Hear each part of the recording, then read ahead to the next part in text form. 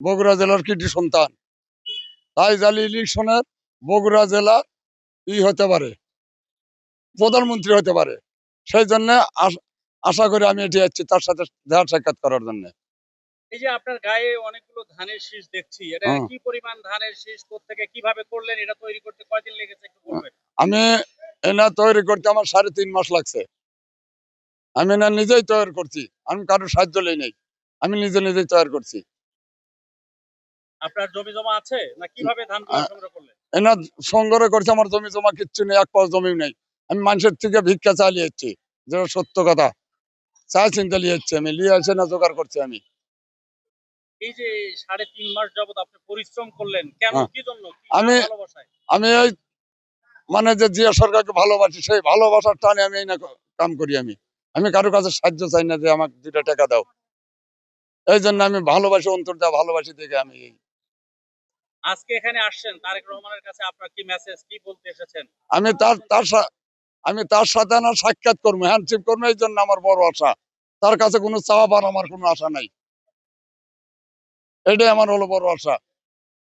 দেশের সন্তান, সে দেশের থাক।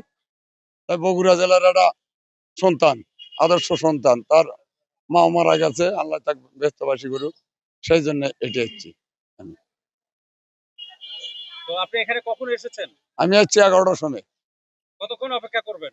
আমি অপেক্ষা করবো যতক্ষণ পর্যন্ত না আসবে, এতক্ষণ পর্যন্ত আমি আছি। এখানে যে লোকটা এখন কথা বললো, ইনি তৃণমূল বিএনপি। আমরা এই লোকদের কোনো কিছু চাওয়া পাওয়ার নেই, এই লোকগুলোর জন্যই আজকে বিএনপি টিকে আছে। এরা এরা কিচ্ছু চায় না, এরাই দল পাগল একজন লোক। এদের মাধ্যমেই বিএনপি প্রতিষ্ঠিত হয়েছে।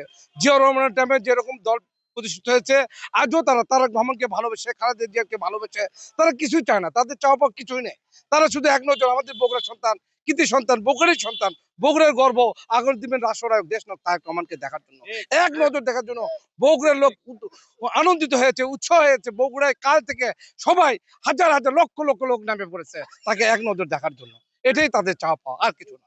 ধন্যবাদ জানাই আমাদের যিনি ধানের শীষ গায়ে নিয়ে এসছেন, তারেক রহমানকে ভালোবেসে, আমাদের শহীদ প্রেসিডেন্ট জিয়াউর রহমানকে ভালোবেসে বা খালেদা জিয়াকে ভালোবেসে তারেক রহমানের উদ্দেশ্যে, দেখার উদ্দেশ্যে আসছেন। এবং উনি তৃণমূল পর্যায়ের একজন কর্মী, এত পরিমাণ তারেক রহমানকে ভালোবাসে, তার ভালোবাসা প্রস্ফুটিত করার জন্য আজকে এই সমাবেশে উনি সকাল 11টায় এসছেন। এবং উনি যতক্ষণ না পর্যন্ত তারেক রহমান এই মাঠে না আসতেছেন, তাতে যদি সারা রাত কেটে যায়, উনি সহ আমরা যারা বগুড়াবাসী আছি সবাই সারা রাত আমরা অপেক্ষা করবো। তো আমাদের নেতাকে এক নজর দেখেই আমরা যাবো ইনশাআল্লাহ।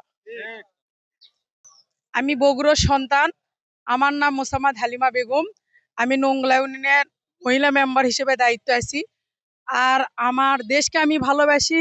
আর সর্বোচ্চ কথা, আমরা বগুড়ার সন্তান হিসেবে আমাদের তারেক রহমান আমাদের গর্ব এবং আমাদের অহংকার। বেগম খালেদা জিয়ার সন্তান এবং তার বাবা জিয়াউর রহমান আমাদের দেশের সন্তান এবং দেশকে ভালোবেসেছে। এখানে কেন এসেছেন সেটা বলেন। এখানে আসছি আমরা তারেক রহমানকে এক নজর দেখবো বলে। অক্লান্ত ভাবে আমরা এই বগুড়াবাসী কালকে সারা রাত, প্রায় আমরা রাতের 12টা পর্যন্ত এখানে থাকছি এবং এখন পর্যন্তও আছি, যতক্ষণ পর্যন্ত তারেক রহমান আমাদের এই বগুড়ার মাটিতে যতক্ষণ না আসবে ততক্ষণ পর্যন্ত আমরা সবাই মহিলারা এক তালে এক রকম ভাবে আমরা এখানেই দাঁড়িয়ে থাকবো এবং তাকে আমাদের অন্তর থেকে একটা সালাম জানানোর জন্য আমরা এখানে দাঁড়িয়ে আছি এবং থাকবোই শেষ পর্যন্ত। আমি নন্দীগ্রামবাসী 1 নম্বর বলি ইউনিয়ন থেকে আসছি। আমি মোশাররফ এমপির ভাই, বড় ভাই। আমরা আসছি এক নজর আমার তারেক রহমানকে দেখতে।